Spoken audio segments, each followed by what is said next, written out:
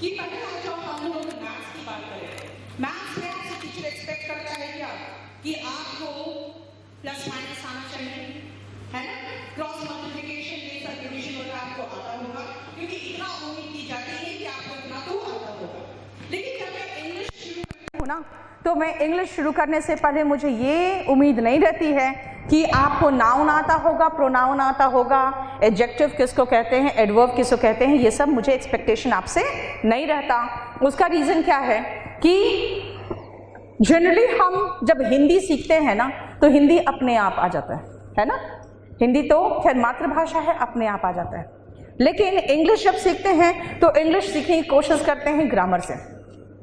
अब स्टूडेंट्स की मैं खासियत बताऊं, बड़े जोश और खरोश के साथ शुरू करता है वो ग्रामर, बहुत जोश के साथ। उसके बाद जब वो नाउन खत्म करता है तो कहता है इंग्लिश नहीं आई, फिर प्रोनाउन खत्म करता है तो भी नहीं आई, और उसके बाद वो हिम्मत हार जाता है कि नहीं आई है। तभी मैंने कहा जब आप हिंदी सीखते हो तो कहाँ आपने ग्रामर सीखा था, फिर इंग्लिश बोलने के लिए आपको ग्रामर की क्या जरूरत है, जरा बताओ। आ रहा समझ में? तो क्या करना चाहिए बताइए, बताइए, चलेगा। हाँ, क्या करना चाहिए? सिर्फ रीडिंग करिए और बोलने की कोशिश करिए, क्योंकि आप जब हिंदी भी बोलना सीखे थे ना, तो आपको याद है कि शुरुआत से आपने पूरा पूरा नहीं बोला था, पूरा पूरा सेंटेंस नहीं कहा था कि माँ मुझे पानी चाहिए। क्या कहा था? सीधा पानी भी बोला था राइट? आप लोग मम बोलते थे। मतलब क्या?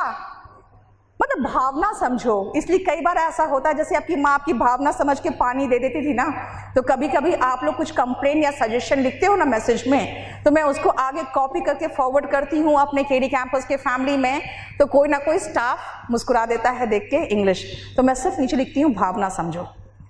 ठीक है कि आप इंग्लिश में मत जाइए, भावना समझिए, बच्चे के क्या कंप्लेन है बस वो समझो। तो पहले शुरू में अपनी भावना तो व्यक्त कर लो, दैट्स इट। अब स्टूडेंट्स का जब भावना की बात आती है ना, तो बड़े खुश हो के उन भावनाओं से रिलेटेड क्वेश्चंस बहुत अच्छे से करेंगे जो भावनाएं वो व्यक्त करने वाले हैं अपने लाइफ में। या देख लो मुस्कुरा दिए, ठीक है ना? यानी कि व्यक्त करने की इच्छा रख रहा है, लेकिन वो व्यक्त करने के लिए लड़की भी नहीं मिल रही है और इंग्लिश भी नहीं मिल रहा है ना? अब जैसे मैं एक स्मॉल सा मिस्टेक बताती हूँ आप लोगों को, आपकी लाइफ में जो आप मिस्टेक करते हो। कोई अगर लड़की आपको कहती है आई लव यू, जवाब क्या देते हो? बोलो बोलो बोलो। यस, देखो I love you too, right? आप सुनो, इसमें भी इंग्लिश का लोचा है, पता है? आप इंग्लिश में यहाँ पर भी मिस्टेक करते हो, एक छोटी सी चीज में मिस्टेक करते हो, तो कैसे उम्मीद करते हो कि आप तुरंत इंग्लिश सीख जाओगे? थोड़ा सा टाइम लगेगा। अब उसका रीजन मैं बता दूं आपको। आई लव यू टू में क्या मिस्टेक है? ये जो TOO है ना, जिसके नजदीक आता है उसको क्वालिफाई करता है, ठीक है? जिसके नजदीक आया उसको क्वालिफाई किया। आपका क्या मतलब है कि मैं तुमसे भी प्यार करता हूं, और पता नहीं कितनी होगी।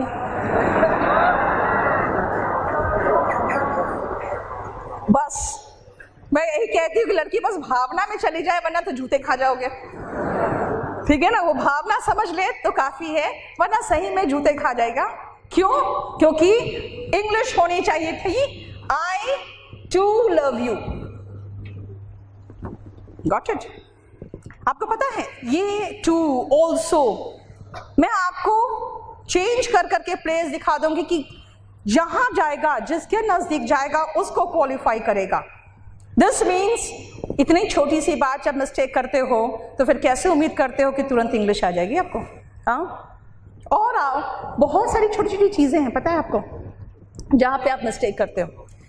जब भी कहते हैं कि ठीक है ये बताओ कि कंप्लीट और फिनिश के बीच में डिफरेंस क्या है, तो फिनिश मतलब ही खत्म, कंप्लीट मतलब ही खत्म। फिर अच्छे से उसका हिंदी भी ट्रांसलेट कर देते, नहीं कंप्लीट का मतलब पूर्ण करना हो गया और फिनिश मतलब खत्म करना। फिर खुद कंफ्यूज होते हैं कि क्या है।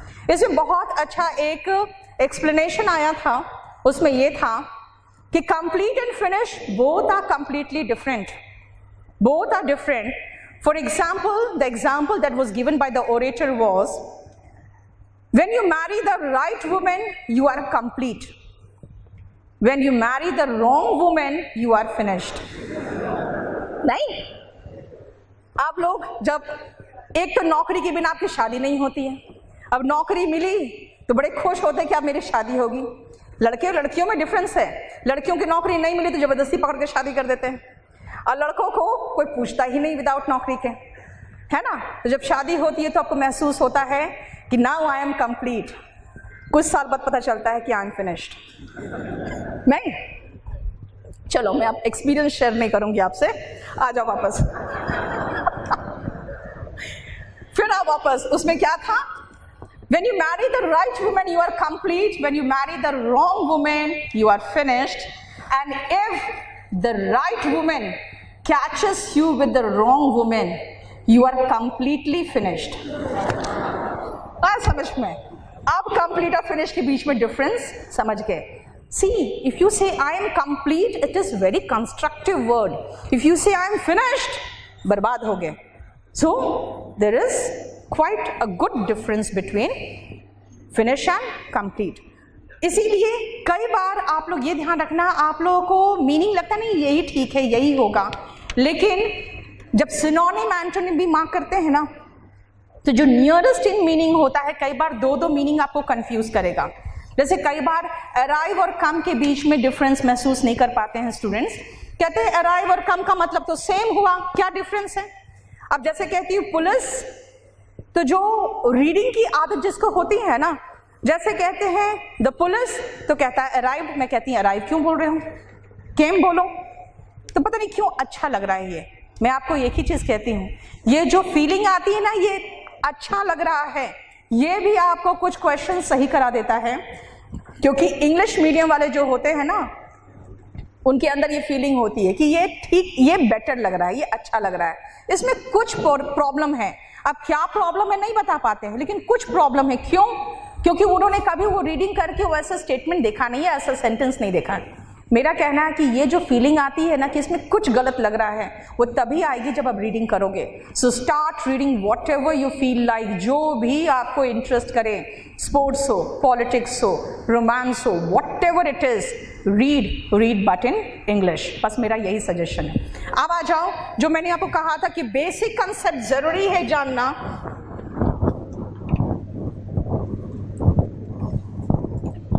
एक हिंदी में एक स्मॉल सेंटेंस जब आप हिंदी में बोलते हो तो क्या कहते हो बताओ? जैसे अगर मैं कहूं, अगर आप पूछोगे आप क्या करते हो, अगर मैं कहूं मैं पढ़ाती हूं, तो मैं पढ़ाती हूं तो मैं लिखूंगी आई टीच, है ना। लेकिन अगर आप पूछोगे क्या, तो मैं बता दूंगी इंग्लिश। लेकिन जरा हिंदी में फिर से सेंटेंस में आओ तो हिंदी कहता है मैं इंग्लिश पढ़ाती, यानी पढ़ाती हूं सबसे लास्ट में आपको पता चलता है कि पढ़ाती हूं कि पढ़ाती थी, वो सब लास्ट में आता है ना। लेकिन इंग्लिश में कहाँ आ रहा है? बीच में। अरे भाषा अलग है तो सेंटेंस फॉर्मेशन अलग तो होगा ही। हिंदी में आप सबसे पहले मैं यानी करने वाला को बिठा दिया आपने, फिर इंग्लिश यानी जिस पर काम हुआ उसको बिठा दिया, फिर बताया पढ़ाती थी, पढ़ाता था या पढ़ाती हूं, वो बाद में। लास्ट से पता चला कि वो एक्शन होता था कि होता है, वो लास्ट में दिखा। लेकिन इंग्लिश में क्या है? सबसे पहले जो सबसे आगे आएगा वो करता है, जो करने वाला है, that is the doer.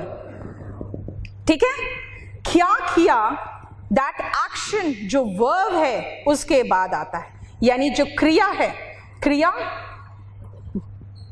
Doer के बाद आता है। और किस पर किया वो कहाँ आएगा? बाद में, वर्ब के बाद, जिसको हम ये ऑब्जेक्ट कहते हैं, यानी रिसिपिएंट। ये डूअर जो है ना, ये सब्जेक्ट कहलाता है, और जिस पर काम हुआ वो ऑब्जेक्ट कहलाता है, जिसको हिंदी में आप कर्म कहते हो। आए समझ में? So remember, a small sentence, जो स्मॉलेस्ट सेंटेंस है, वो भी कम से कम आई टीच तो होगा। जब मैं कहूंगी मैं पढ़ाती हूं तो आई टीच, और अगर आप पूछ लोगे क्या, तो मैं कहूंगी इंग्लिश। किसको? तो मैं कहूंगी द स्टूडेंट्स, है ना। दिस मीन्स, ध्यान रखना, मैंने कहा इंग्लिश या मैं कह रही हूं आई टीच यू, देख लो। दिस मीन्स जब इस वर्ब के बाद आपके पास एक क्वेश्चन उठता है ना, क्या यानी व्हाट, है ना, और किसको, दिस मीन्स whom, और उसका जो जवाब दे रहे हो वही रिप्लाई तो देखो ऑब्जेक्ट है। यही तो रिप्लाई जो है इन सवालों का, जो रिप्लाई है इस व्हाट का रिप्लाई और इस whom का रिप्लाई, यही तो ऑब्जेक्ट है। इसका मतलब कर्ता कौन है सेंटेंस में? सेंटेंस में करने वाला जो है वो डूअर है यानी कर्ता है, दैट इज द सब्जेक्ट। हमेशा जब भी मैं सब्जेक्ट कहूं समझ जाना करने वाला इज द सब्जेक्ट। जिस पर काम किया वो कौन है?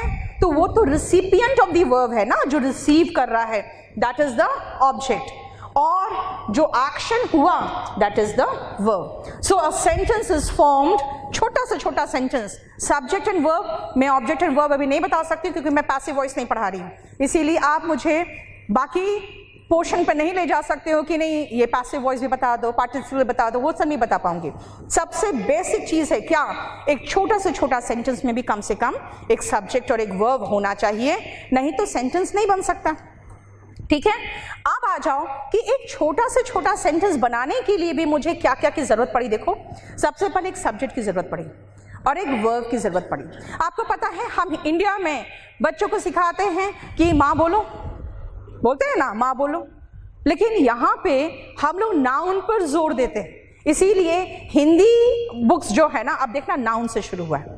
मैं नाउन से शुरू नहीं करती हूँ, मैं वर्ब से शुरू करती हूँ। क्यों? क्योंकि वर्ब पे बेस्ड जितने इंपॉर्टेंट चैप्टर्स है सारे वर्ब पे बेस्ड है। ये पैसिव वॉइस एंड नरेशन जो कहा 45 क्वेश्चन आएगा मेंस में, और खाली मेंस में क्यों, ये तो हम प्री में भी पढ़ाते हैं। द रीजन इज CHSL में क्वेश्चन आता है, FCI में क्वेश्चन आता है। ठीक है, सो ऑलवेज रिमेंबर कि passive voice narration 45 question verb पे है, वर्ब के सारे क्वेश्चंस इस पे है, टेंस इसी पे है, सब्जेक्ट वर्ब एग्रीमेंट इसी पे है, कंडीशनल सेंटेंस इसी पे है। So there are numerous chapters जो वर्ब पर है। सबसे पहले आ जाओ कि अगर हम वर्ब पर आए तो वर्ब है क्या। बुक का लैंग्वेज की बात नहीं करना, क्योंकि जान लो अभी आपको जब मैथ्स पढ़े हो 2 दिन, आपको पता चल गया होगा कि हम लोग 100 और एक्स लेके नहीं कर रहे हैं और ना ही फॉर्मूला रटवा रहे हैं। आपको देख रहे हो, सारा कंसेप्ट बेस्ड है। इंग्लिश में फिर मैं आपको ग्रामर क्यों रटवाऊं, मैं कहूंगी फील करो। मैंने कहा I teach, you study, he comes, कुछ करने का एहसास करा रहा है ना, करने का एहसास करा रहा है। जब करने का एहसास कराता है तो वो डूइंग वर्ड कहेंगे हम उसको।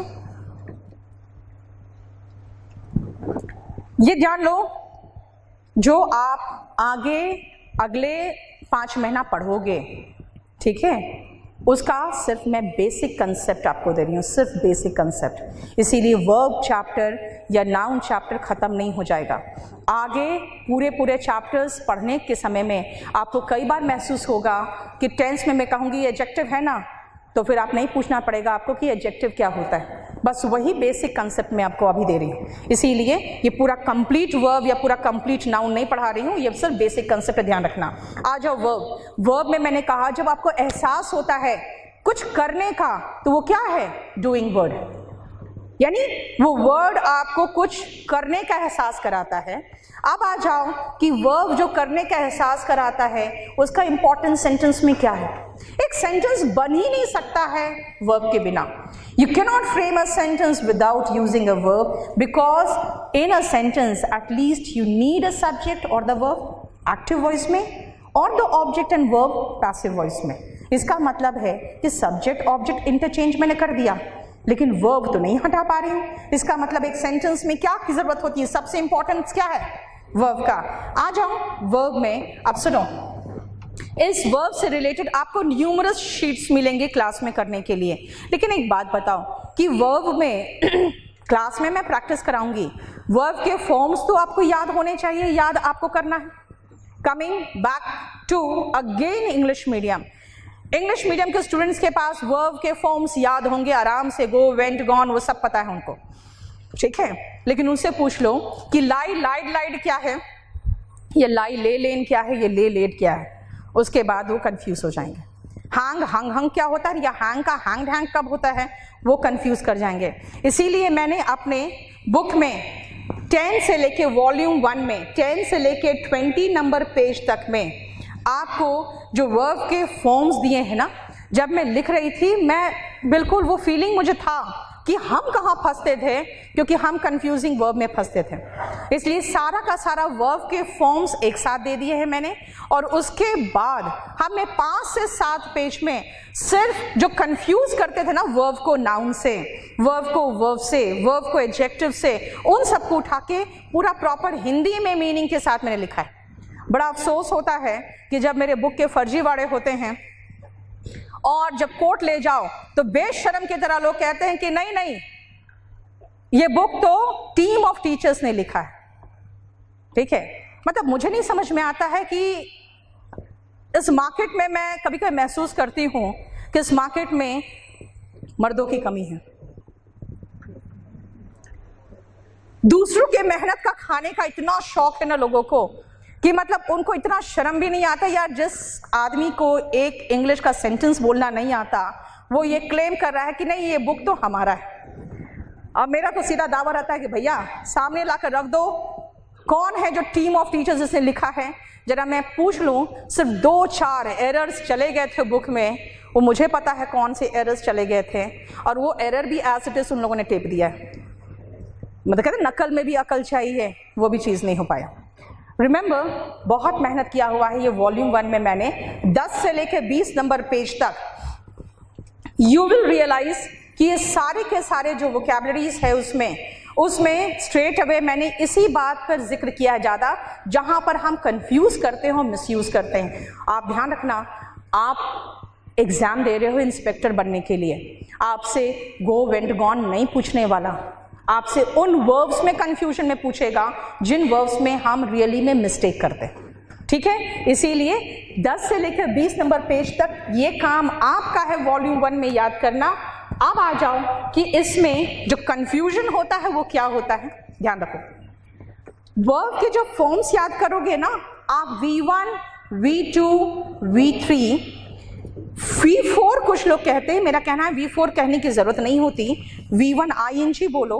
और कुछ लोग V5 कहते हैं, मेरा कहना है V5 नहीं, V1 SES फॉर्म बोलो।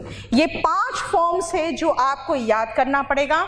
ध्यान रखना, ये जो V1 फॉर्म है और V5 फॉर्म है, ये दोनों लगभग सेम फॉर्म है। द रीजन इज ये दोनों हम प्रेजेंट में इस्तेमाल करते हैं, यानी जब एक्शन प्रेजेंट का होता है तो हम V1 और V1 SES फॉर्म इस्तेमाल करते हैं। इसका मतलब टेंस पढ़ने से पहले वर्ब क्लियर होना चाहिए। वर्तमान की बात कर रहे हो तो V1 आएगा।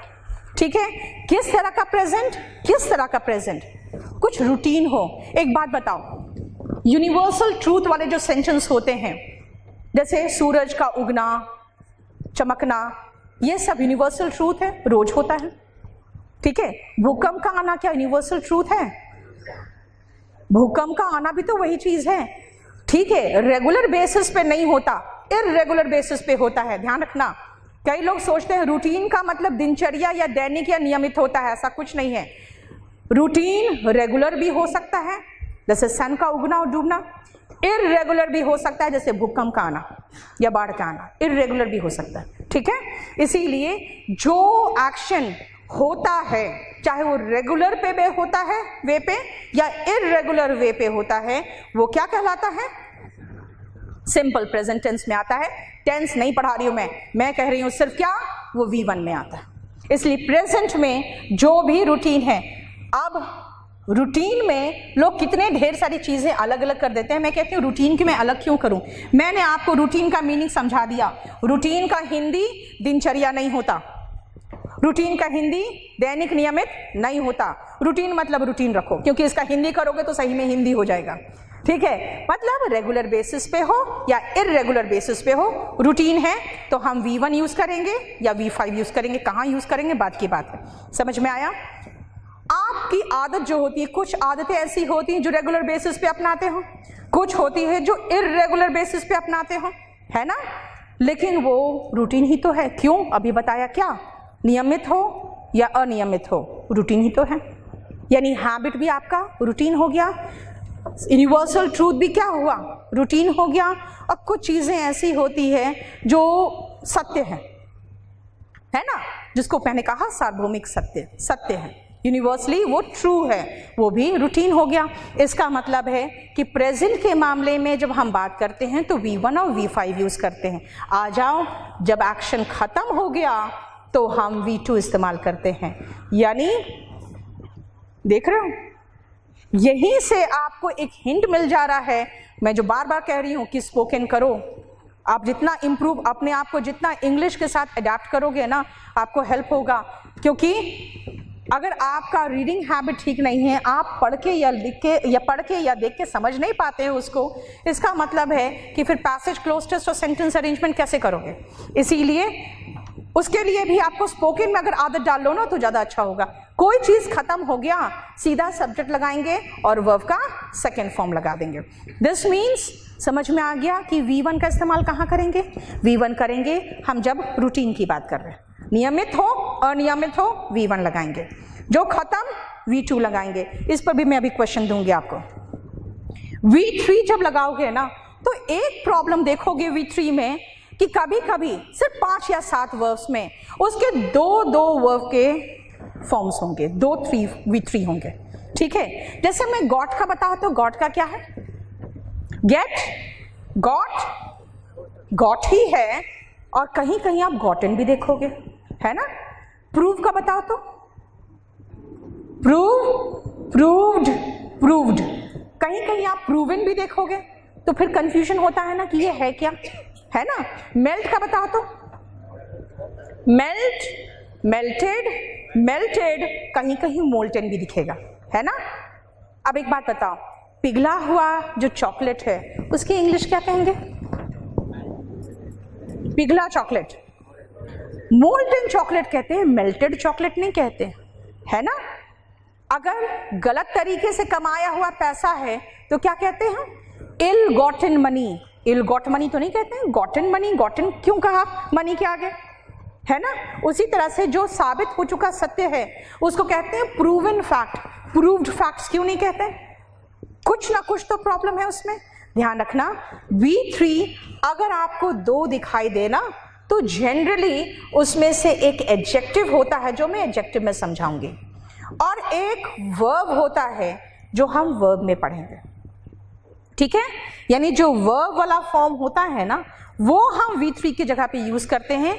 और आपको जब भी V3 इस्तेमाल करना होता है ना, हम वहां पे हैज नहीं तो हैव नहीं तो हैड इस्तेमाल करते हैं। और कहाँ इस्तेमाल करते हैं मैं बाद में बताऊंगी, अभी तुरंत नहीं। लेकिन फिर से वापस चलो, जो मैंने आपको समझाया, क्या समझाया, प्रेजेंट की बात कर रहे हो, कुछ नियमित हो अनियमित हो, रूटीन की जो होता रहता है उसकी बात कर रहे हैं, प्रेजेंट V1 यूज करो। ठीक है, और V5 यूज होता है कहाँ, बाद में देखेंगे। खत्म V2 यूज करो। ठीक है, वर्ब के थर्ड फॉर्म याद कर रहे हो, आपको 2 फॉर्म दिख रहा है, तो कई जगह पे वहां पर एक एडजेक्टिव फॉर्म होता है, एक वर्ब का फॉर्म होता है। वर्ब का फॉर्म यूज करेंगे हम किसके साथ, हैज के साथ, नहीं तो हैव के साथ, नहीं तो हैड के साथ। कई बार दोनों फॉर्म वर्ब की तरह यूज होता है, इस बार क्वेश्चन भी आया, इसीलिए वो हम बाद में दिखाएंगे आपको। सो देख लो, ये तीनों का इस्तेमाल जरूरी है। वर्ब का थर्ड फॉर्म इस्तेमाल करने के पहले मैं पैसिव वॉइस नहीं पढ़ा रही हूँ, मैं आपको पैसिव वॉइस तक नहीं पहुंच पाई हूँ, इसलिए समझा रही हूँ कि अभी फिलहाल जब हम सब्जेक्ट प्लस वर्ब की बात करते हैं ना, जो अभी सिखा रही थी आपको, उसमें जब भी V3 लगाना हो तो इन तीनों के साथ V3 लगता है।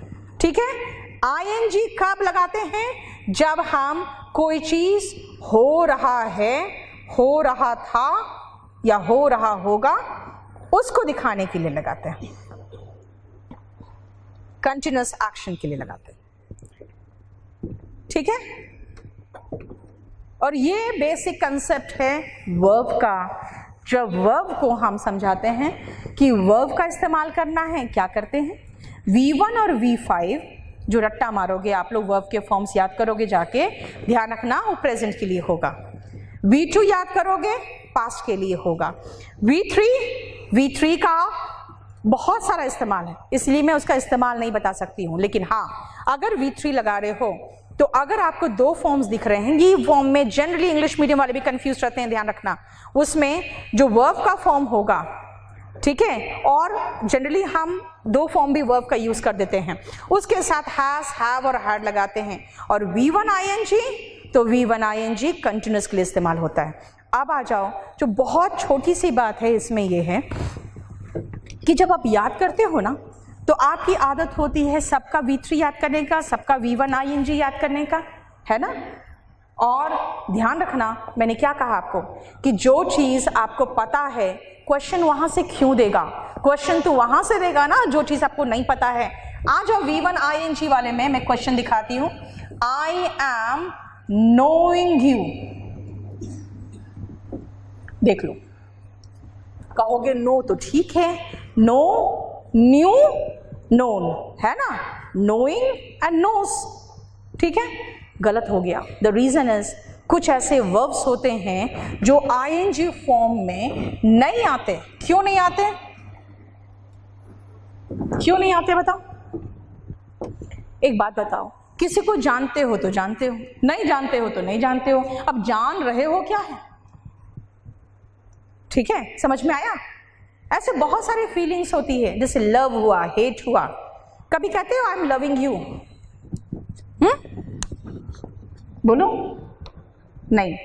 कुछ लोग कहते हैं, मैकडी का एड बताते नहीं, बोलते तो हैं आई एम लविंग इट, कहते हैं ना, क्या I am loving it English सही है? लव फीलिंग है तो है, नहीं है तो नहीं है।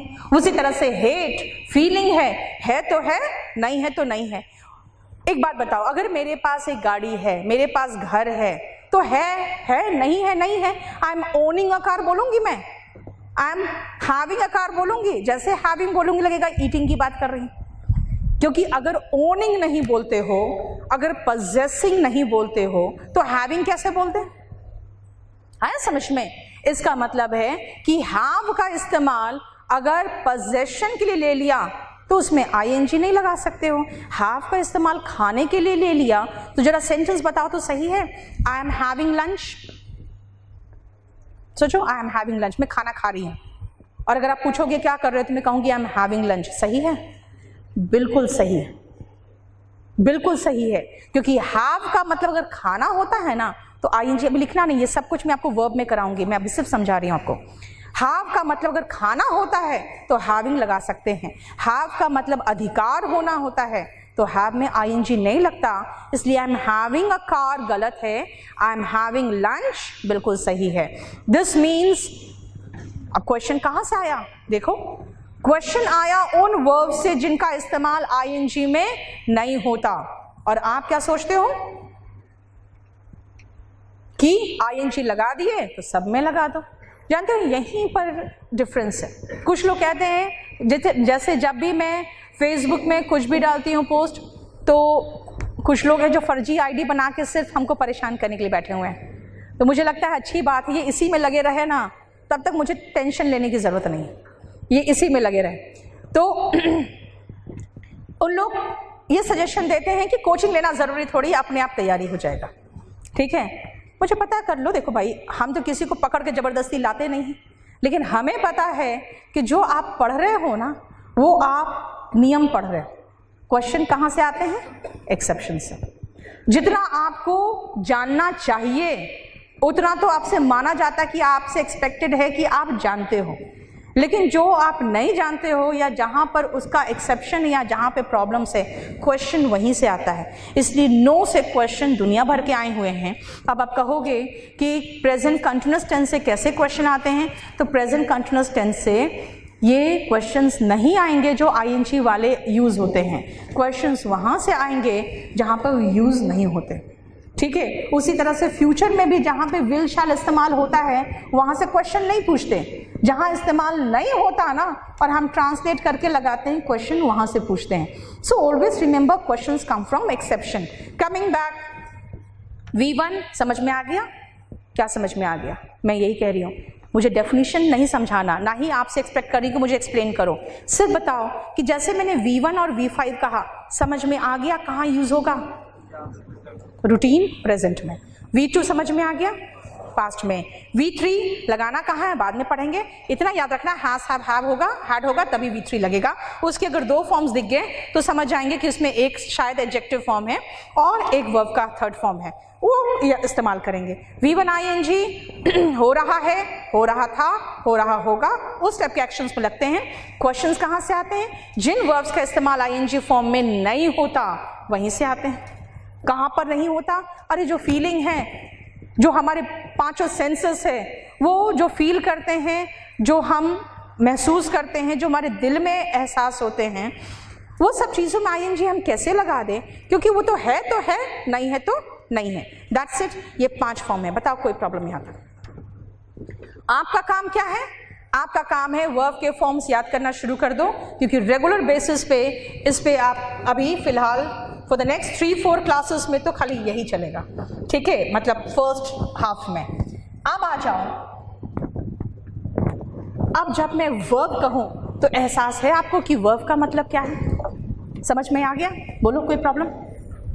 कोई प्रॉब्लम नहीं, ठीक है। आ जाओ सेकेंड पॉइंट, यानी वर्ब क्या करना है आपको? 10 से 20 पेज तक याद करते रहना। मैं क्लास में आपको समझाते रहूंगी, वर्ब में प्रैक्टिस कराते रहूंगी। आ जाओ सेकेंड पॉइंट पे आ जाओ।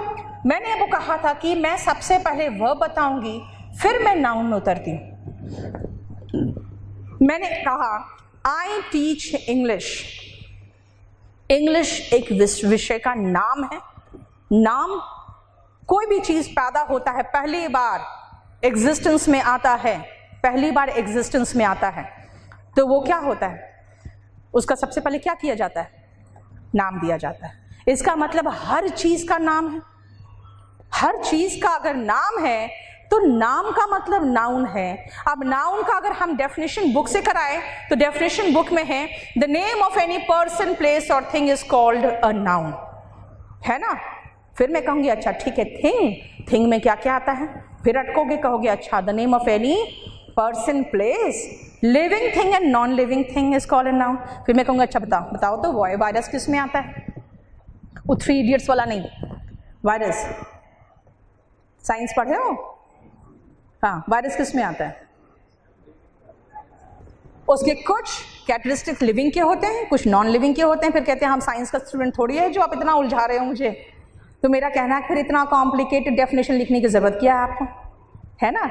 अगर लिखे हो तो उसके बारे में सब कुछ तो जानना चाहिए आपको। फिर इतना कॉम्प्लिकेटेड डेफिनेशन लिखने की जरूरत क्या है?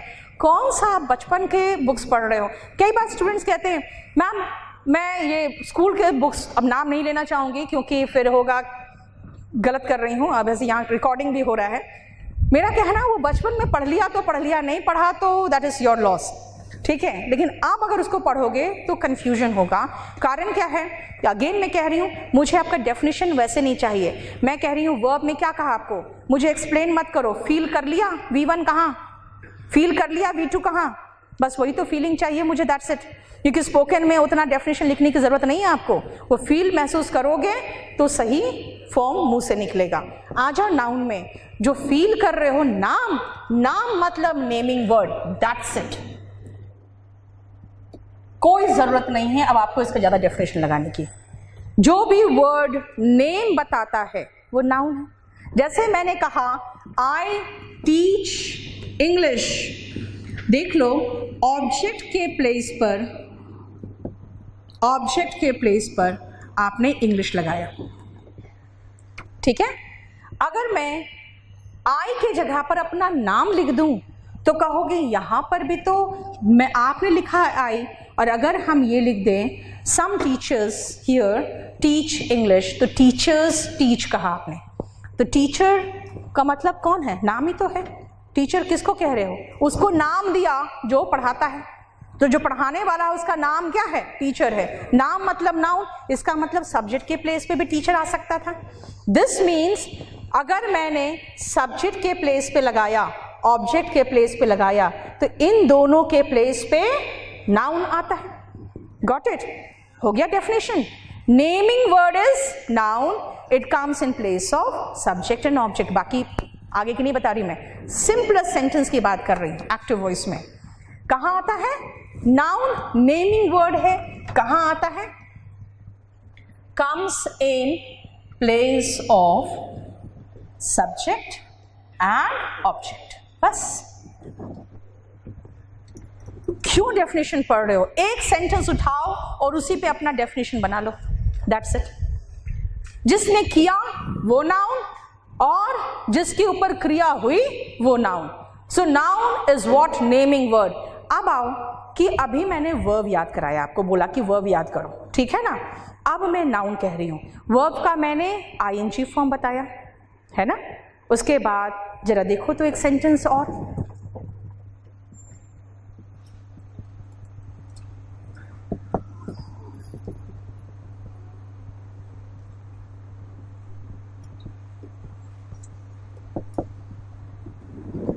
Swimming is a good exercise. कहोगे यहां पर ये इज वर्ब है ना? बी का फॉर्म होता है, आगे चल के पढ़ोगे। तो ये तो सब्जेक्ट है। अभी आपने कहा कि नाउन नाम है, तो तैराकी ये भी तो एक नाम ही है, किसी प्रोसेस का तो नाम ही है ना, नाम। अब अगर सब्जेक्ट के प्लेस पे आ रहा है, ये भी सब्जेक्ट के प्लेस पे आ रहा है, लेकिन ये तो वर्ब आईएनजी फॉर्म है। मैथ्स पढ़ते हो ना, वेन डायग्राम पढ़ते हो, जरा देखो। अगर मैं कहूं आप वर्ब याद कर रहे हो और मैंने नाउन बता दिया कि ये नाउन है, जो नाम है नाउन। वर्ब क्या है? एक्शन। नाउन क्या है? नेम। यहां पर मैं V1 ING लगा दूं। अभी V1 ING कहां पढ़ाया था बताओ तो? वर्ब में पढ़ाया था। प्रोसेस जो चल रहा है, कंटिन्यूअस से चल रहा था, कंटिन्यूअस प्रोसेस के लिए हमने V1 ING बताया था। और अभी V1 ING कहां लगा दिया? कहां लगा दिया देखो तो। आप लोग जोर से बोलो, बिल्कुल पार्टिसिपेट नहीं करोगे क्लास में तो मैं कैसे आपको पढ़ाऊंगी? अभी मैंने नाउन की जगह पर लगा दिया, सब्जेक्ट के प्लेस पे। इसका मतलब कुछ तो है इसमें, जो है तो वर्ब का फॉर्म, लेकिन सब्जेक्ट के प्लेस पे आ रहा है। ये आप बाद में पढ़ोगे कि इसको जेरेंड कहते हैं, जिसको हम वर्ब नाउन कहते हैं। क्यों?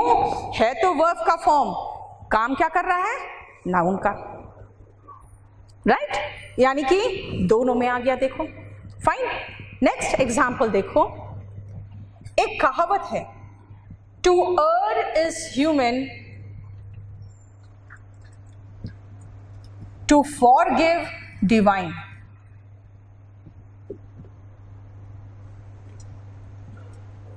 और आपको पता है, आप लोग सोचते हो बस ग्रामर पढ़ लिए हो गया। ये जो छोटा सा एग्जाम्पल मैंने दिया है ना, ये एक कहावत है और ये एग्जाम में आया हुआ। और कैसे आया पता है?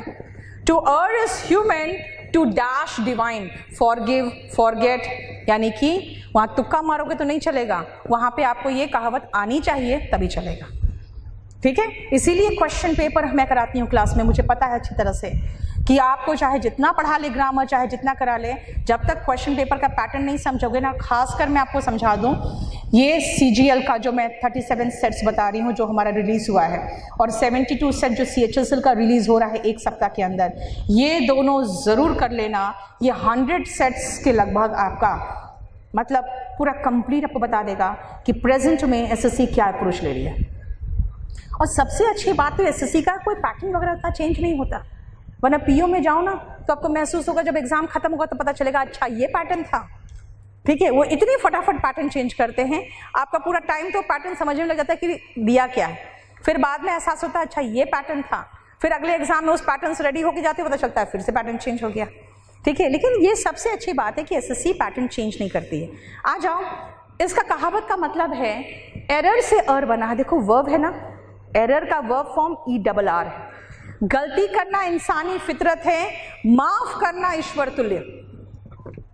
आया समझ में? ठीक है? डिवाइन, ईश्वर तुल्य जिसको कहोगे।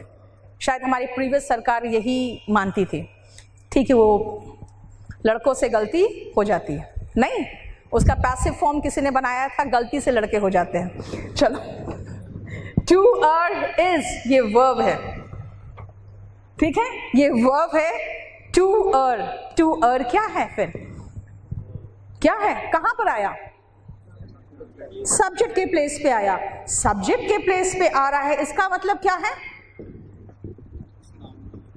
2 प्लस V1 वर्ब का फर्स्ट फॉर्म, मतलब वर्ब तो है ना, 2 लगा के आपने सब्जेक्ट के प्लेस पे बिठा दिया है, इसको कहते हैं इन्फिनेटिव। अगेन ये आगे वर्ब एडवांस में पढ़ोगे।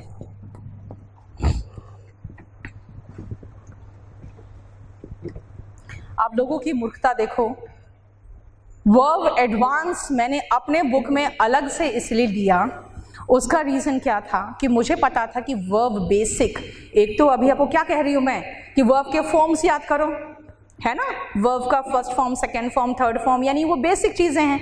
ये सब तो वर्ब एडवांस में पढ़ोगे, जाके आगे पढ़ोगे, अभी नहीं, ये बहुत बाद में पढ़ोगे।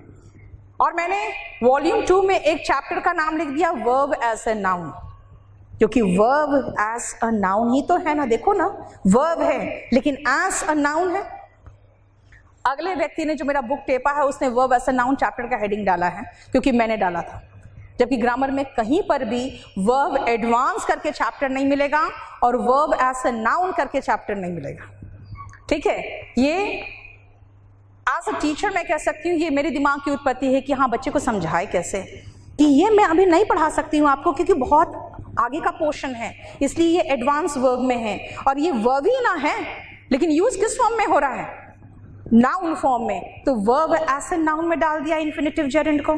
चलो तीसरा एक एग्जांपल और देखो, I went for a walk, I went for सैर के लिए गई, राइड के लिए गई, I went for a walk, a ride, इसका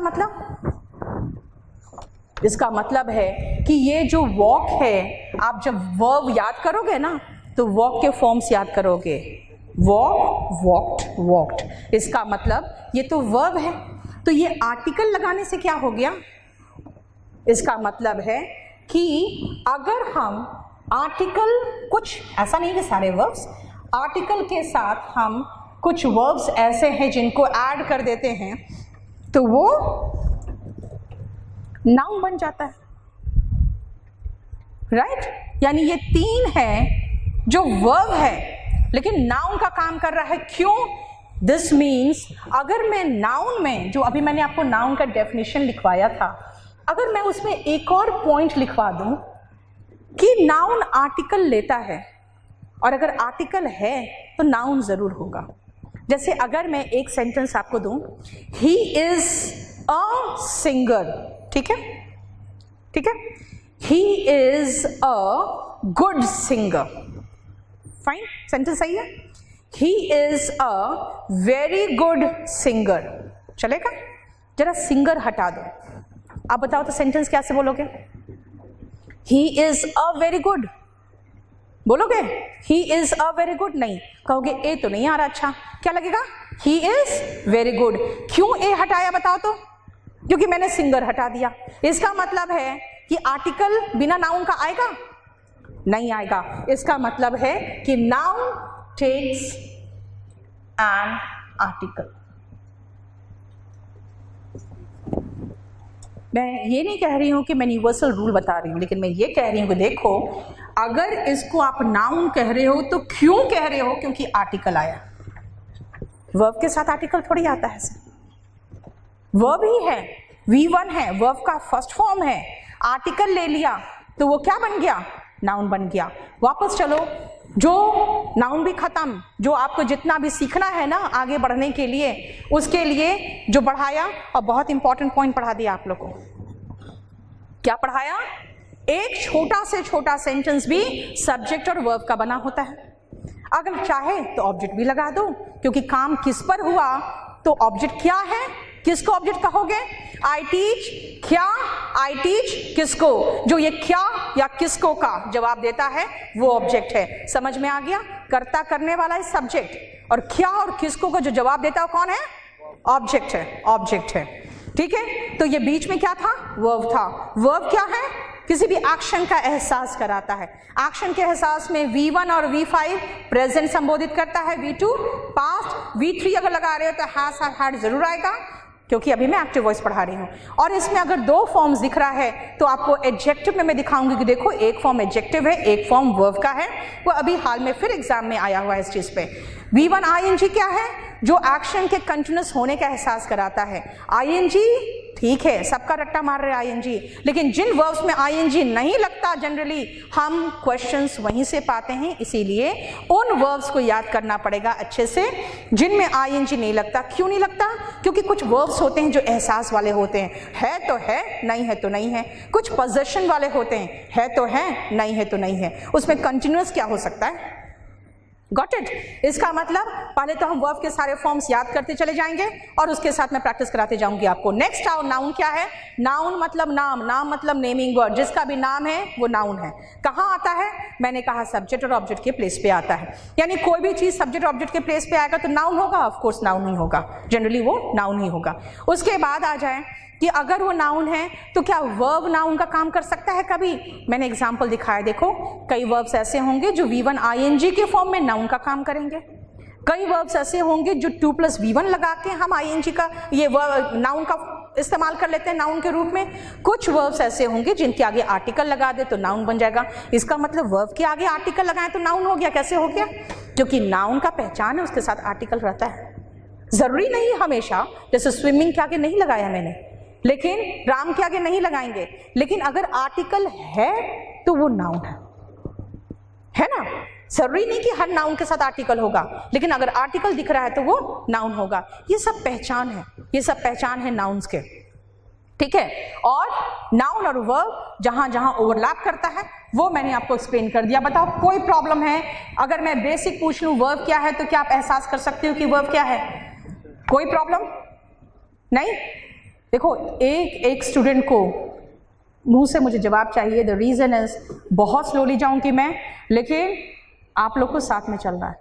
और मैं आपको अच्छे से बता दूं, मैक्सिमम रिजल्ट्स जो होते हैं ना स्टूडेंट्स के, अगर कोई ये सोचता है कि नहीं मैं हिंदी मीडियम वाला हूँ इसीलिए मेरे पास एक्सक्यूज है, तो आपके पास कोई एक्सक्यूज नहीं है, क्योंकि मैं आपको न्यूमरस रिजल्ट दिखाऊंगी।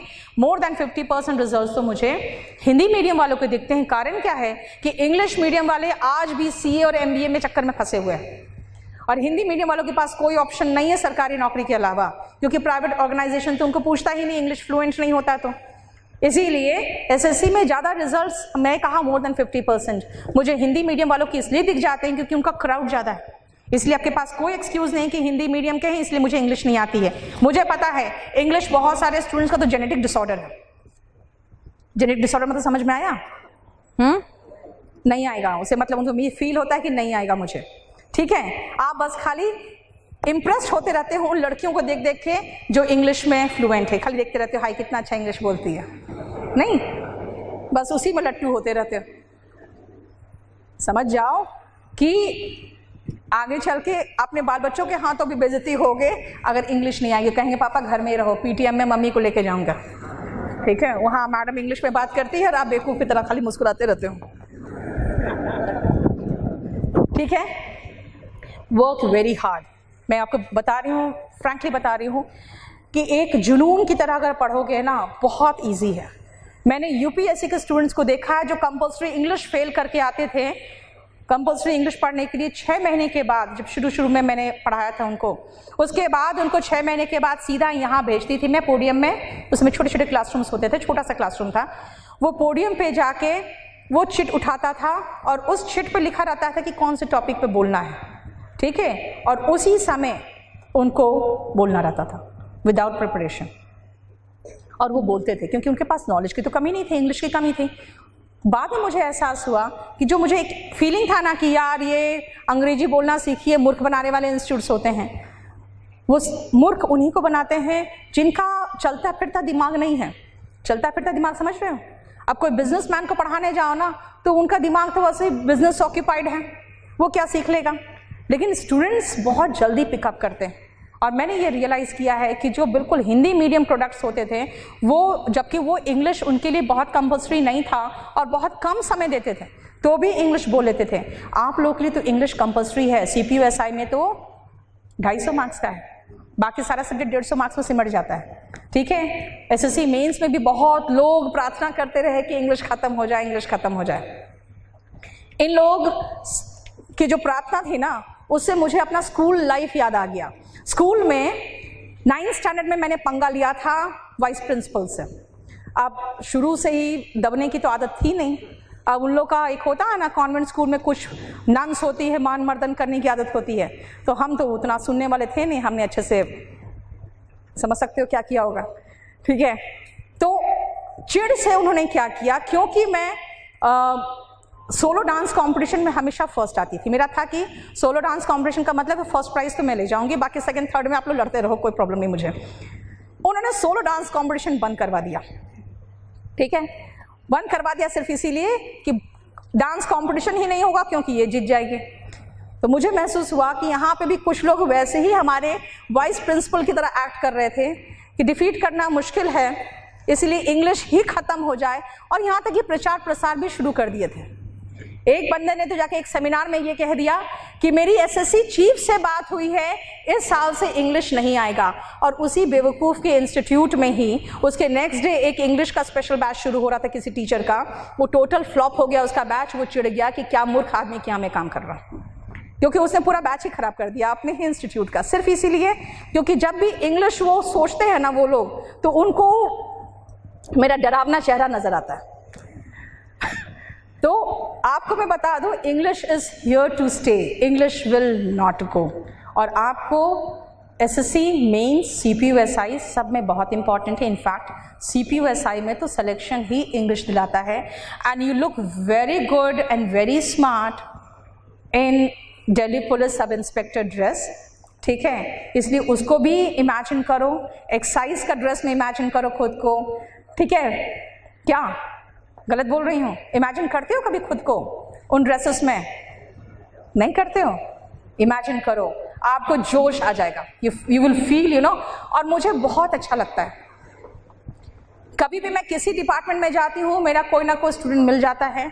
इनकम टैक्स इंस्पेक्टर से मुझे बहुत ज़्यादा वो फीलिंग नहीं आती क्योंकि उन लोग ड्रेस में नहीं रहते हैं, लेकिन एक्साइज एक देख के है ना, उस ड्रेस में बहुत अच्छा सा फील होता है। So try to imagine yourself, you know. एक मोटिवेशन होना चाहिए, एक मोटिवेशन होना चाहिए आपको कि हाँ कुछ करना है। And frankly speaking it is very easy, थोड़ा सा ढंग से पढ़ लो, you will find yourself, you know, in a very comfortable situation. Now coming to the second portion, that is vocabulary. Sheet मिल गया आप लोग को?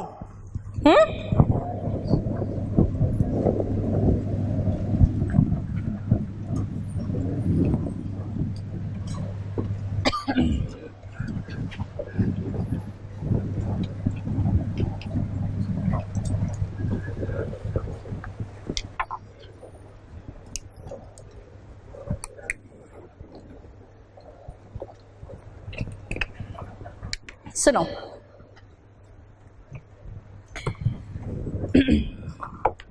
जो वोकैबुलरी हम लोग करेंगे दो तरीके से करेंगे। वोकैबुलरी, इडियम्स एंड फ्रेजेस सब में बात कर रही हूँ, सबकी बात कर रही हूँ, ठीक है ना। दो तरीके से करेंगे।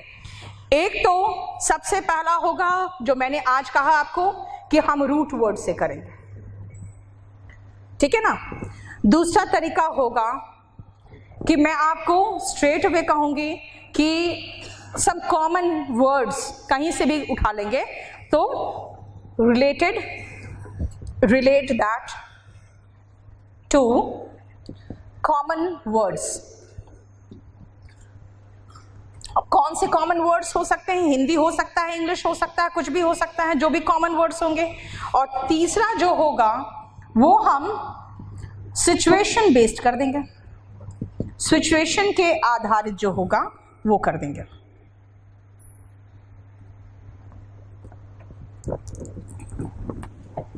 ठीक है।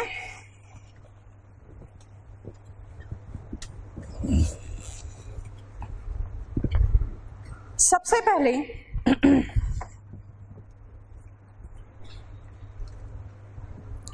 इस तरह के सेंटेंसेस में इस तरह के चीज़ों से रिलेट करके जो हम कराएंगे आपको, एक तो वोकैबुलरी होगा, वन वर्ड सब्स्टिट्यूशन होगा और इडियम्स एंड फ्रेजेस होगा। ठीक है।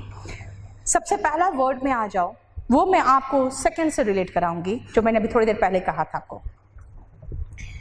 जो बर्ली वर्ड है, बर्ली को मैंने रिलेट किया था कि हिंदी वर्ड से रिलेट कर दो ना, बली से, है ना, उससे रिलेट कर दिया था मैंने क्या कहा था कि बर्ली को बली से रिलेट करो, यानी कि स्ट्रॉन्ग हो गया। और मैंने कहा कि इसको आप अगर बाहुबली या बलि से रिलेट कर रहे हो तो of course this word is related to man, है ना, एक आदमी से, राइट? और क्या हो गया ये? स्ट्रॉन्ग,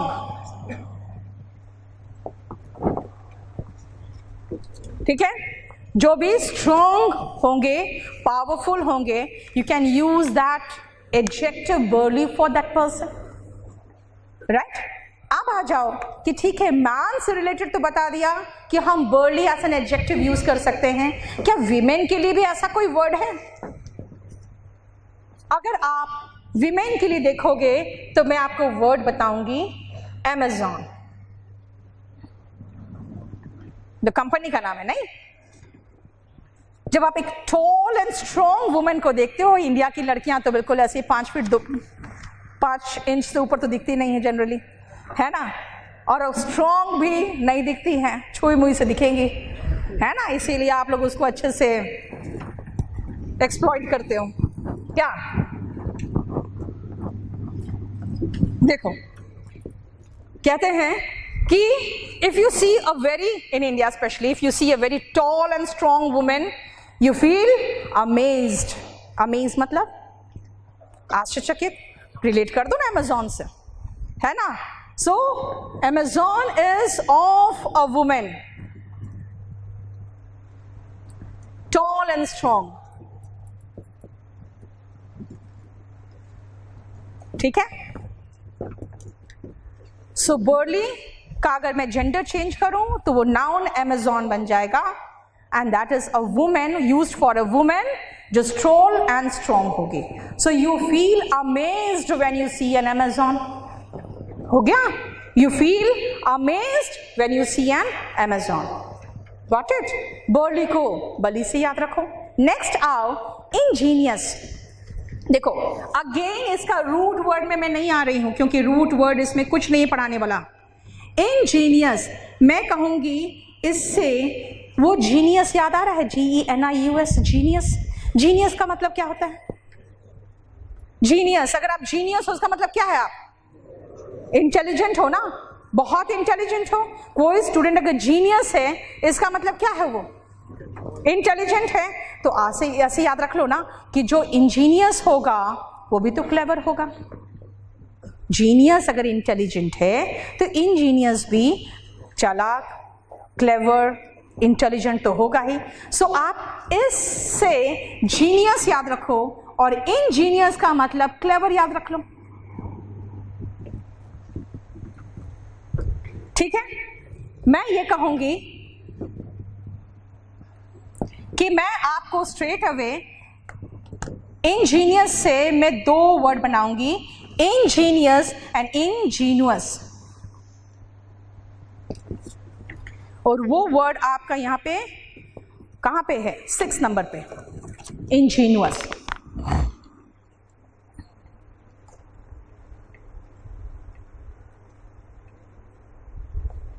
ठीक है?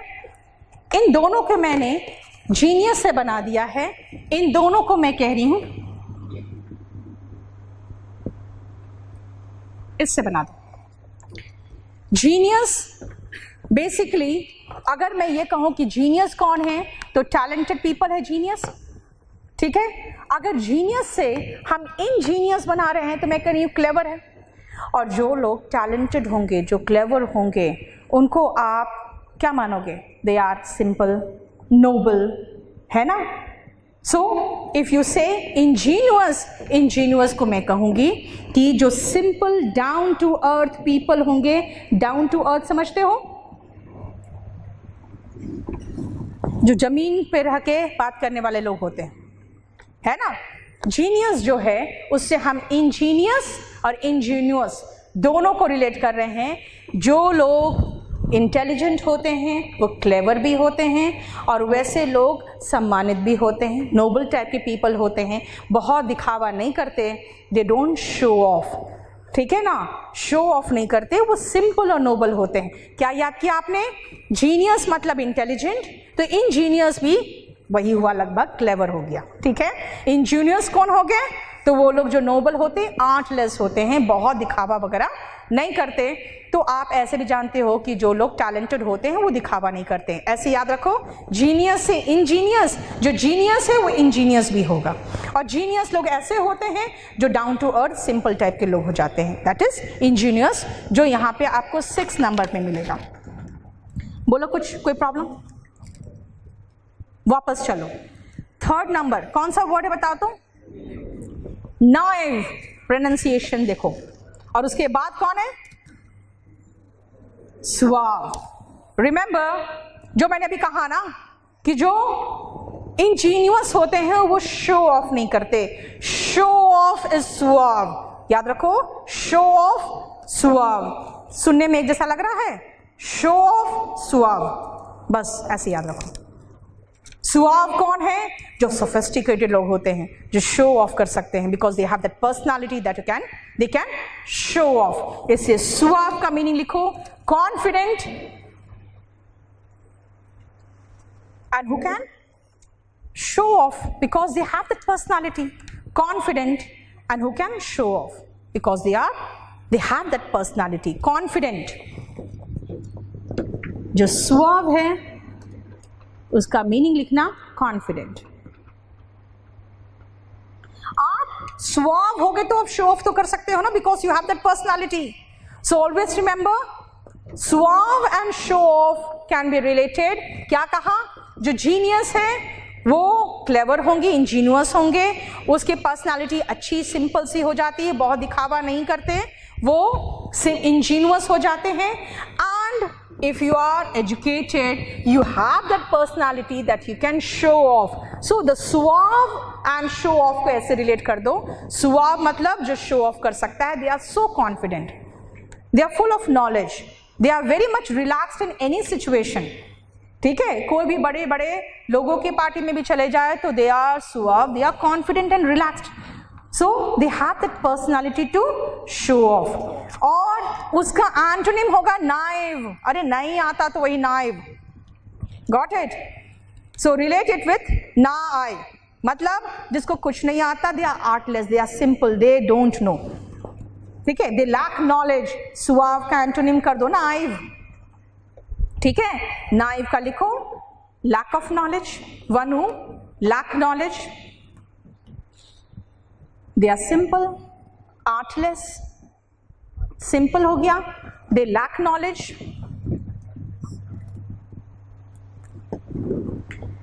क्या बोला आपको? जीनियस, इंजीनियस भी होते हैं, क्लेवर होते हैं। जीनियस पढ़े लिखे लोग अरे नोबल होते हैं, सिंपल होते हैं, वो ज्यादा दिखावा नहीं करते, लेकिन they are so confident, they are full of knowledge, they are suave, they can show off because they are relaxed and confident in each and every situation. Naive उसका एंटोनिम है, क्योंकि नाइव में अब हिंदी से भी रिलेट करो ना तो ना आइव हो रहा है, ना नहीं आता है उसको। ठीक है, artless, they don't know, they lack knowledge. Suave का एंटोनिम में नाइव कह दो आप। बोलो कोई प्रॉब्लम? ठीक है, नेक्स्ट कहाँ तक हुआ? Barley, Angénieux, naive, सुआव। उसके बाद 6 नंबर इंजीनियस हो गया।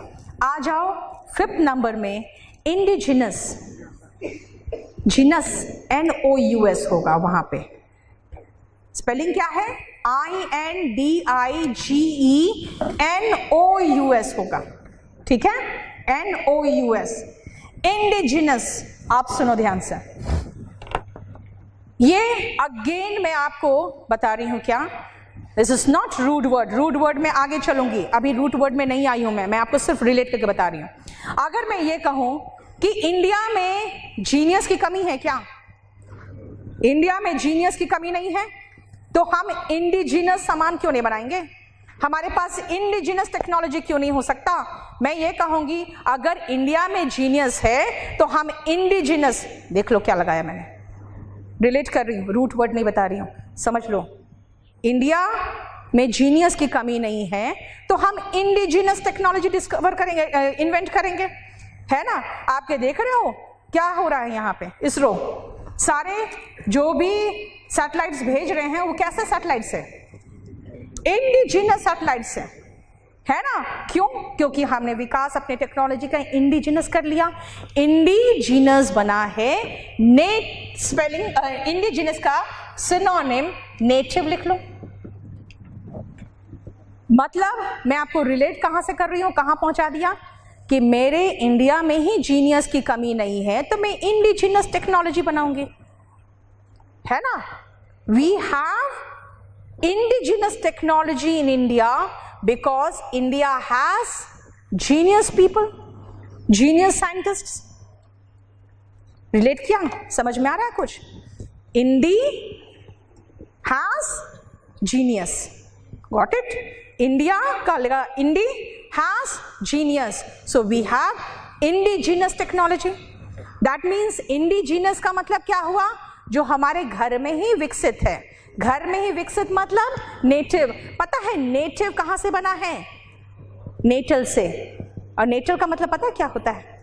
बर्थ। नेटल का मतलब होता है बाय बर्थ। आप हॉस्पिटल जाते हो तो एक सेंटेंस लिखा रहता है, जन्म पूर्व लिंग निर्धारण अपराध है। उसका इंग्लिश क्या लिखा रहता है? बोलो बोलो। जन्म से पहले लिंग निर्धारण करना अपराध है। उसका इंग्लिश क्या लिखा रहता है? Prenatal sex determination. प्रीनेटल का मतलब क्या हुआ? नेटल क्या था? बर्थ। तो प्री क्या हुआ? और पोस्ट नेटल क्या होगा? After birth. समझ में आया? तो नेटल क्या है? बर्थ। तो मैंने नेटिव क्या कहा? वहां का ओरिजिनल। इसका मतलब उसका सिनोनिम इंडिजिनस का क्या हुआ? नेटिव, ओरिजिनल, वहीं का।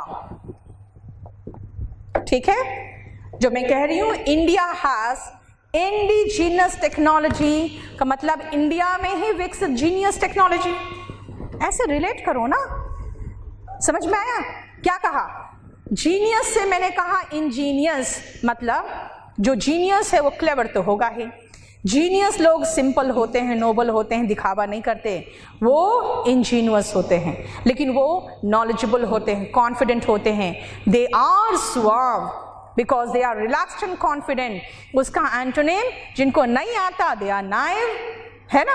और इंडिया में ही हमारे पास जीनियस है, तो इंडिया में जीनियस को उठाओ और इंडिजिनस टेक्नोलॉजी बना लो। बाहर के लिए को उससे भीख क्यों मांगे हम? तो क्या है इंडिजिनस? इंडिजिनस का सिनोनिम नेटिव। नेटिव किससे बना है? नेटल से। नेटल रूट वर्ड किसका है? बर्थ का। तभी तो कहा प्री नेटल जन्म पूर्व, पोस्ट नेटल जन्म पश्चात। क्लियर हुआ? बताओ। आपको नेटल से बहुत सारे वोकैबुलरी आगे करवाएंगे। नेक्स्ट आ जाओ वर्ड में। मैं आपको स्ट्रेट अवे अब रूट वर्ड में एक ले जाऊं जो है 10th नंबर में, दैट इज कैको। कैको और फोनस।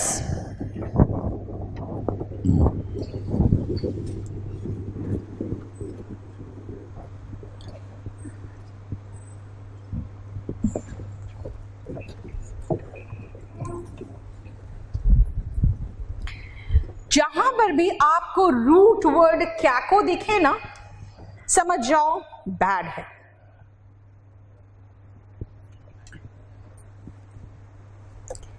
फोनी का एक मतलब तो होता है नॉट जेन्युइन, वो मैं बाद में बताऊंगी, वो बाद में चलेंगे। अभी फिलहाल आपको पता है ना फोन में क्या करते हो आप? फोन में काम किस चीज का होता है? साउंड का, आवाज का ही ना है। आप चाहे आवाज उसमें डालते हो या आवाज उससे लेते हो, तो वो साउंड ही तो है ना? अब फोन जो है साउंड, जैसे एक पूरा का पूरा ब्रांच है इसका, फिनेटिक्स क्या है? ए का आ, बी का बा, सी का सा, उसका जो साउंड है ना वो पूरा फिनेटिक्स में आता है। इंग्लिश में कई लोग कहते हैं अरे फिनेटिक्स कर लो, आपका प्रोनाउंसिएशन सुधर जाएगा, आपका स्पेलिंग सुधर जाएगा। काफ़ी हद तक तो ठीक हो जाएगा, लेकिन बाद में पता चलेगा कि English is a very unphonetic language. ठीक है? क्योंकि इसमें तो कई लेटर्स तो साइलेंट है, उसका तो साउंड ही नहीं है, और वो अभी भी हम लगाते हैं क्योंकि अमेरिकन्स नहीं हैं, हम तो ब्रिटिश हैं, तो हमको तो वो लगाना पड़ता है। जैसे स्पेलिंग्स बहुत सारा हमें याद करना पड़ता है। आ जाओ वापस। कैको और फोन वर्ड उठा लिया, दोनों मिलके बना, क्या बना? मीनिंग खुद बता दो आप, जो सुनने में अच्छा ना नहीं लगे ना, हार्श मिक्सचर ऑफ साउंड, जो सुनने में कर्कश सा लगे, हार्श मिक्सचर ऑफ साउंड। इसलिए मैंने कहा कि अगर आप उसका एक वर्ड का भी रूट याद रह गया तो आप अगर चारों ऑप्शन में तुक्का भी मारते हो ना तो प्रॉब्लम नहीं होता है आपको। कारण क्या है? तुक्का मारोगे तो भी प्रॉब्लम इसलिए नहीं होगा, द रीजन इज हमें अंदाज तो है उसका मीनिंग क्या है।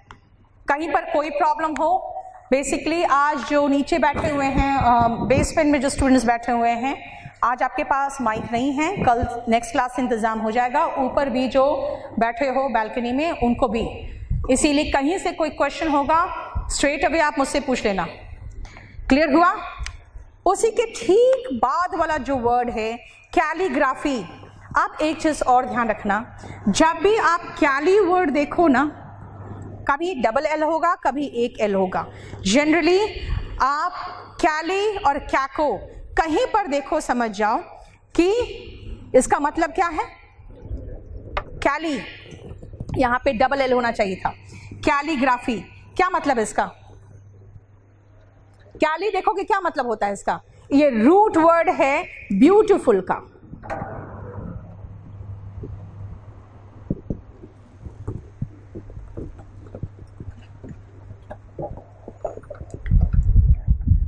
ठीक है, ये कैली जो रूट वर्ड है वो है ब्यूटीफुल का। और जहां पर भी आप ग्राफी देख लो, कहीं पर भी ग्राफी देख लो, कहीं पर ग्राफी देखो, समझ जाओ कि ये राइटिंग से रिलेटेड है, ये राइटिंग से रिलेटेड।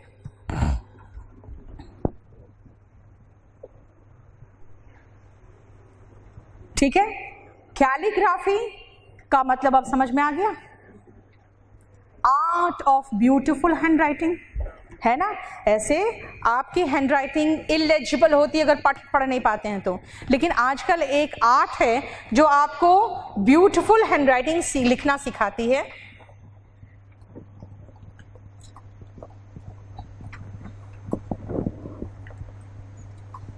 और आर्ट वर्ड में नहीं भी लिखूं तो भी आप कम से कम कैली से ब्यूटीफुल तो समझ जाओगे, ग्राफी से राइटिंग समझ जाओगे, यानी ऑप्शन ढूंढोगे कौन सा जिसमें ब्यूटीफुल हैंडराइटिंग की बात हो रही है उसको ढूंढोगे। बोलो कोई प्रॉब्लम?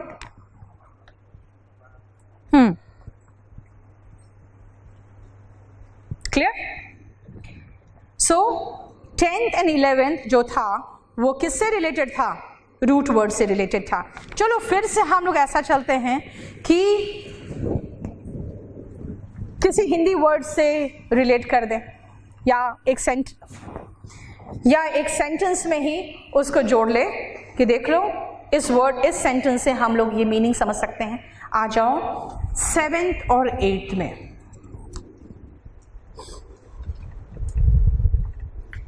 HORDE और HOARD, ये दोनों वर्ड को अगर मैं एक सेंटेंस में पिरो दूं, वो देखो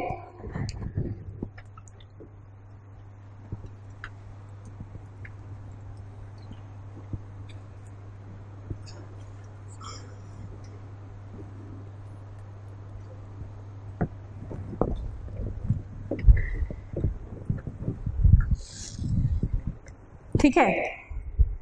इसका मतलब हो गया, अगर मैं होर्ड्स ऑफ पीपल यानी झुंडों की बात कर रही हूँ, होर्ड खाली लोगे, इसका मतलब होता है ग्रुप, यानी लोगों के झुंड लोग क्या करते हैं? होर्ड करते हैं, यानी इकट्ठा करते हैं, कलेक्ट करते हैं। खासकर जब छुपा के कलेक्ट करते हो ना तो होर्ड करते हो। ये कहते हैं ना लोगों के बीच में होड़ लगी है मनी होर्ड करने की, देख रहे हो? वैसे मनी होर्ड करने की होड़ लगी है लोगों के बीच में, तो लोगों के समूह को भी HORDE और मनी भी होर्ड करने का, ठीक है ना। यानी हम लोगों के बीच में क्या रहता है कि जितने ज़्यादा से ज़्यादा पैसे इकट्ठे कर ले, यानी होड़ लगी रहती है मनी क्या करने की, होड़ करने की, कलेक्ट करने की। कलेक्ट, सुनो, जो ब्लैक मार्केटिंग करते हैं ना उसको होर्डर्स कहते हैं, है ना। होर्डर्स क्यों कहते हैं? क्योंकि वो छिपा के जमा करते हैं, चाहे वो प्याज जमा करे चाहे शुगर जमा करें, तो वो होर्डर्स क्यों कहलाते हैं? क्योंकि वो जमा कर रहे होते हैं, जमाखोर जिसको कहते हैं, और वो छिपा के जमा करते हैं। इसीलिए यू होर्ड मनी मतलब इकट्ठा करना, एंड होर्ड मतलब भी इकट्ठा ही तो हुआ। तो बताओ ना, पीपल का इकट्ठा, मनी इकट्ठा, लग नहीं रहा है एक ही चीज लगभग। पीपल इकट्ठे हैं तो उनको क्या कहेंगे? HORDE। और आप मनी वगैरह जो इकट्ठा करते हो वो इकट्ठा क्या हुआ? HOARD। बस इस सेंटेंस से दोनों को याद कर लो ना, horde of money, horde of people, horde money, HORDE HOARD दोनों से बन गया। बता कोई प्रॉब्लम? इन सब को मैं दो तरीके से करा रही हूं, उसको ध्यान से देखो पहले। नेक्स्ट आओ, उसी में 9th वर्ड में डेकोरम। डेकोरेट मतलब समझते हो? डेकोरेट समझते हो? क्या करना होता है डेकोरेट करना? सजाना। डेकोरेट का मतलब होता है सजाना। जब आप अपने व्यवहार में वो सजावट लाते हो ना तो डेकोरम हो जाता है। टीचर्स जनरली जब आप हल्ला गुल्ला क्लास में मचाने लगते हो तो टीचर्स क्या कहते हैं? Please maintain decorum in the class, है ना। जैसे कहते हैं when you have the decorated behaviour that is called decorum. लिख लो डेकोरम का proper behaviour, proper behaviour, proper behaviour.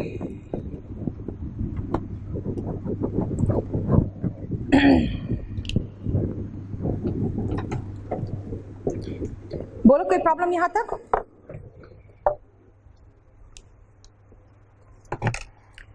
So the words are burly, ingenious, naive, suave, indigenous, ingenuous, hoard, decorum, cacophonous and calligraphy।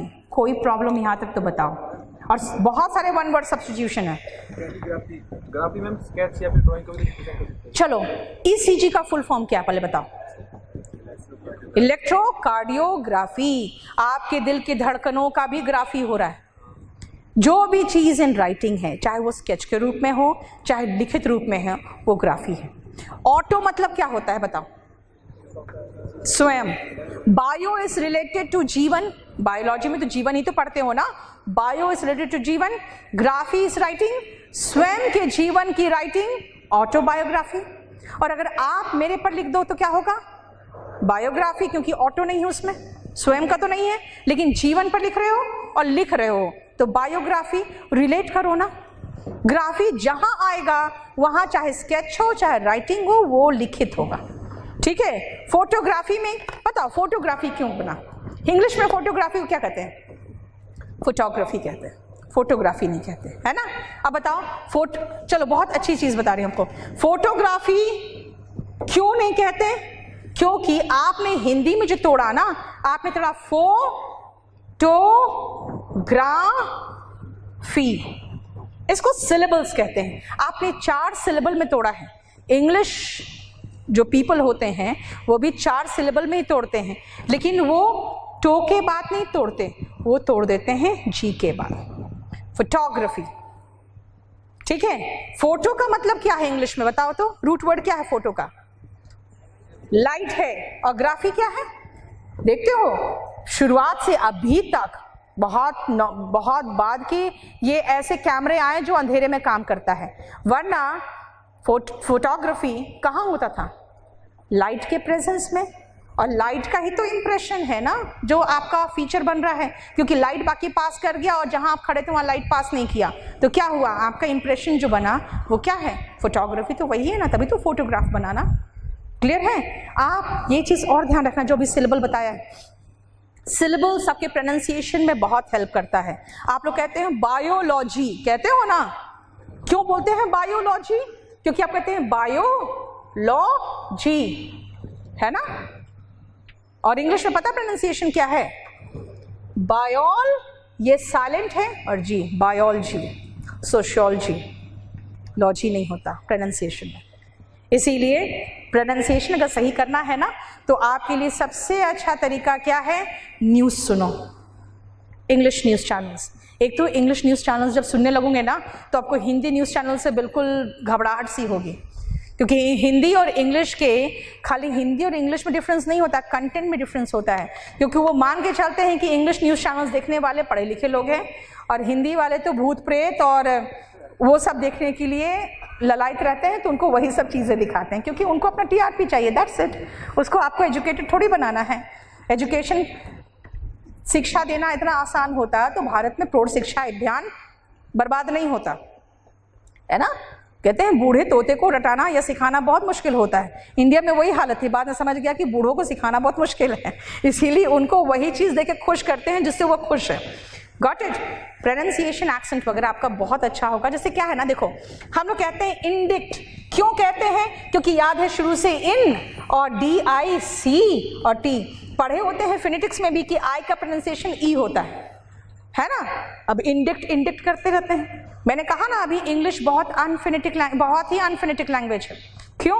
क्योंकि indict नहीं होता है, ये सी यहाँ silent है और आई का प्रोनाउंसिएशन यहाँ ई नहीं आई ही है, ठीक है। अब प्रोनाउंसिएशन इसका इंडाइट है। अब कहोगे कैसे, तो मैं क्या बोलूँ, प्रोनाउंसिएशन नहीं कहा ना, जिंदगी भर सीखते रहोगे। इसे जितनी जल्दी इंप्रूव करो और थोड़ा सा अपना एक्सेंट प्रोनाउंसिएशन में वो मदर टंग इन्फ्लुएंस हटा दो ना, बहुत अच्छा रहेगा। नेक्स्ट आओ 12th नंबर, बीटिफिक। बीटिफिक को ब्यूटीफुल से रिलेट करो। If you see something beautiful, आपके केस में समवन ब्यूटीफुल, यू फील अरे बता दो अपने दिल का जो जज्बात है। You feel happy, that is the meaning of this word. Beatific का मतलब लिखो कंप्लीट हैप्पीनेस, कंप्लीट हैप्पीनेस।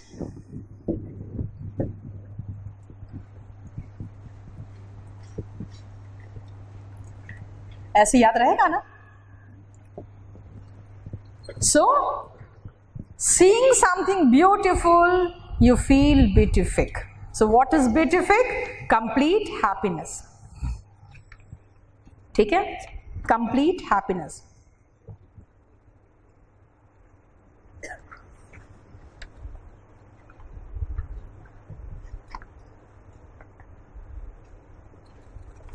कोई प्रॉब्लम बताओ। नेक्स्ट आओ 13, 14, 15 और ये तीनों एक साथ देखो पहले ध्यान से। ये सब रूट वर्ड से रिलेटेड है और बहुत इंपॉर्टेंट रूट वर्ड है, ये ध्यान रखना आप। जो रूट वर्ड है वो ये है ईगो। जैसे मैं ईगो बोलती हूँ तुरंत घमंड और एरोगेंस बहुत सारा सिनोनिम आने लगता है। मैं रूट वर्ड पूछ रही हूँ ईगो का। ईगो का रूट वर्ड क्या है? किसका रूट वर्ड है ईगो? आई का, आई, ठीक है। इसीलिए अगर मैं सिर्फ अपने बारे में सोचूं तो मैं ईगोइस्ट हूं, यानी अब बताओ क्या हूं? सेल्फिश। अगर मैं सिर्फ अपने बारे में सोचूंगी then I am egoist, that means selfish. That means जो सिर्फ आई के बारे में सोचता है, आई मतलब खुद के बारे में, जो सिर्फ आई के बारे में सोचता है वो ईगोइस्ट है। Got it? इसी से वर्ड आओ नेक्स्ट, ईगोटिस्ट। मैं ऐसे पढ़ा सकती हूँ इसको कि देखो ईगोइस्ट के बीच में एक टी आ गया, ईगोइस्ट के बीच में एक टी आ गया। हम लोग इंग्लिश में पढ़ते हैं टी फॉर टब, चलो मैं पढ़ा दूं टी फॉर टॉक, है ना। अगर मैं सिर्फ आई के बारे में बात करूं तो मैं क्या हूं? डींगे मारने वाली, है ना। मैं सिर्फ अपना ही तारीफ करते रहूं, अपनी ही तारीफ करूं, अपने बारे में बखान करते रहूं तो कहोगे मैम इज वेरी ना, सेल्फिश नहीं, ईगोटिस्ट, नॉट ईगोइस्ट। अगर मैं अपनी तारीफ करते रहूं तो कहोगे मैम इज वेरी ईगोटिस्ट, मतलब खुद की तारीफ करती रहती है, सेल्फ प्रेजिंग।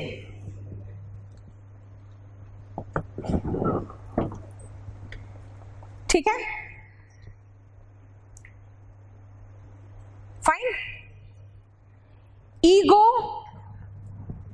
से आई है ईगोइस्ट मतलब सेल्फिश। मैं इतनी सेल्फिश हो जाऊं कि अपने पर ही सेंटर्ड हो जाऊं, यानी कि जो हूं सो मैं हूं, मेरे लिए ही ये दुनिया है, सारे फैसिलिटीज मेरे लिए ही है, यानी मैं ही अपने आप को एक सेंटर मान लूं, जो सारी चीजें हैं सिर्फ मेरे लिए हैं, यानी मैं सिर्फ इतना ज्यादा सेंटर्ड हो जाऊं खुद के प्रति, तो मैं कहूंगी कि आप कहोगे कि she has become ego centric, यानी सेल्फ सेंटर्ड, खुद के बारे में बहुत ज्यादा ही एक्सट्रीमली सेल्फिश कहोगे।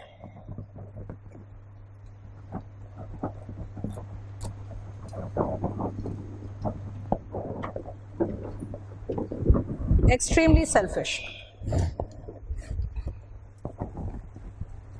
मतलब ज्यादा ईगोइस्ट हो गए, ज्यादा सेल्फिश हो गए, तो क्या बन गए आप ईगो सेंट्रिक बन गए, है ना? बताओ, समझ में आया? If I only think of myself, I want everything for myself, I don't want to share anything with you, you will say ma'am is egoist. Now she wants everything for herself, she has no facilities for other people, she is not concerned about anyone. This means she is now extremely selfish, she has become egocentric. And if I talk about, खाली बोलते रहूं अपने बारे में, अपना ही press, बहुत लोग कहते हैं ना, they blow their own trumpet. Blowing one's own trumpet का मतलब पता है ना? हिंदी में क्या कहते हैं उसको? डींगे मारना, है ना? इसका मतलब she has become egotist, she is very egotist. That means सिर्फ अपने बारे में ही, देखो ईगो का मतलब I, टी का मतलब टॉक, इससे रिलेटेड और दो वर्ड है जो हम लोग नेक्स्ट क्लास में करेंगे, उसको अभी लिख के रख लेना, ईगोमेनिया एंड ऑल्टर ईगो, ये मैं नेक्स्ट क्लास में समझा पाऊंगी। ये सारे रूट वर्ड से आ गए अब हम लोग। सो जो 2-3 तरीका मैंने बताया है, अभी तीसरा तरीका जो था ना कि रिलेट करके सिचुएशन बेस्ड, वो हम लोग करेंगे कब? जब हम लोग इडियम्स एंड फ्रेजेस यानी कि 21 to 25 में आएंगे तब। अभी फिलहाल जितना समझाया है पहले जाके उसको एब्जॉर्ब करो, और remember we will go slow, बहुत अच्छे से पूरे डिटेल में कंप्लीट होगा। हाँ, patience and English is really very easy. चलो, थैंक यू सो मच।